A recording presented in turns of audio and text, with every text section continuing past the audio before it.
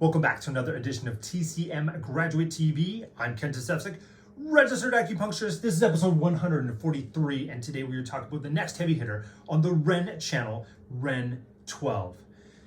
I can't mention REN12 without mentioning REN10 and 13, and we have to get to 12 through another couple of honorable mentions. So let's get into it. Last time I mentioned REN6, REN7, not using it in the clinic. REN8, we need to mention it because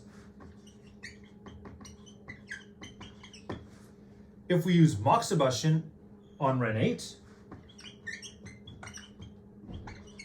we can help with collapse of yang.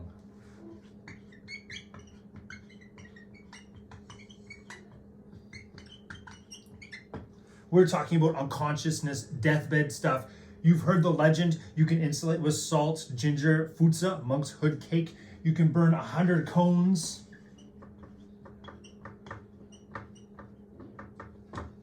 At REN8 and revive somebody from their deathbed. However, it is still an important thing to think about. The reason we have these stories is to emphasize how these acupuncture points work. It's so that we remember them. So REN8, honorable mention, moxa, collapse of yang. REN9, definitely a honorable mention as well. Chinese name is Shui Fen, which is water passage.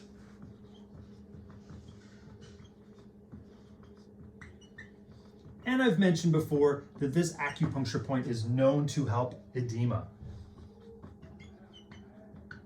So whenever we have edema present, doesn't matter what kind of edema, think REN9 to help with the water passage, to help the water get out of the body, to flow out of the body. We've often coupled REN9 with triple warmer front mu point, which is REN5. So REN5, front mu collecting point of triple warmer. It's very helpful. They often work together. Spleen 9, stomach 40. Spleen 9, of course, is going to drain damp. Stomach 40 is going to transform phlegm. Got some other acupuncture points that we can use, but that's kind of the basics when you're treating edema. Let's erase this and let's get into REN 10, 12, and 13. So let's actually start with REN 12 and then we'll sandwich it in between REN 10 and 13. First off, REN 12 is the front mu collecting point of the stomach.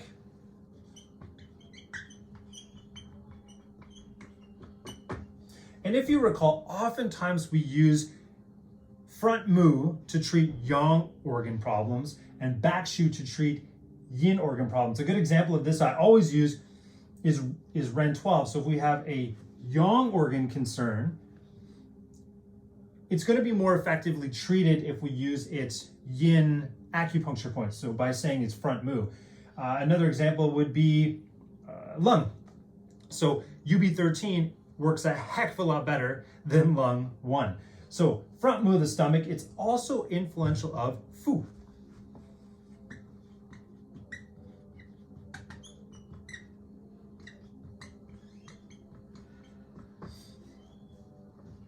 So of course we have liver 13, front mu of the spleen. It is influential of zong, yin organs. This is influential of fu.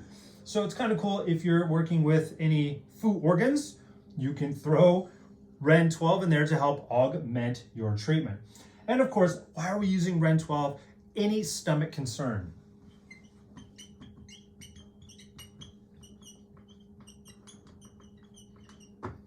So typically, we use this acupuncture point for any stomach concern locally. Oftentimes, when a patient is complaining of digestion problems above the belly button and we feel in this area, stomach 12 is very, very hard. So we want to soften that tissue with our needle.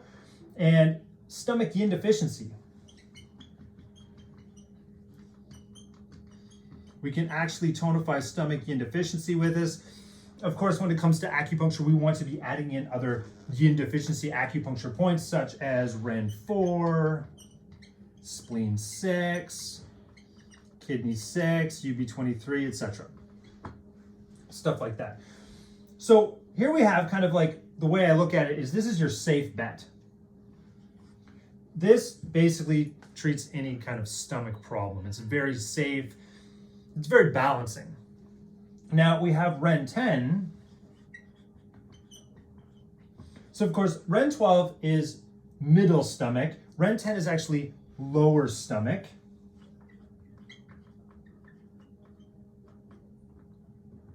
It's a Chinese name. Now, with REN10, it's often used for deficiency concerns. So deficiency stomach concerns. And if you can guess, remember we're going to talk about REN10, 12, and 13. REN13, so this is zhongwen, middle stomach, this is lower stomach, this is upper stomach.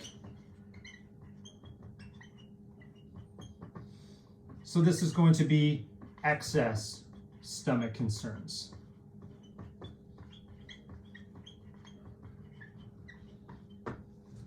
Now, most of the time, if you look at all the textbooks, we're just going to use REN12. We're going to use REN12 for everything because it's this regulator.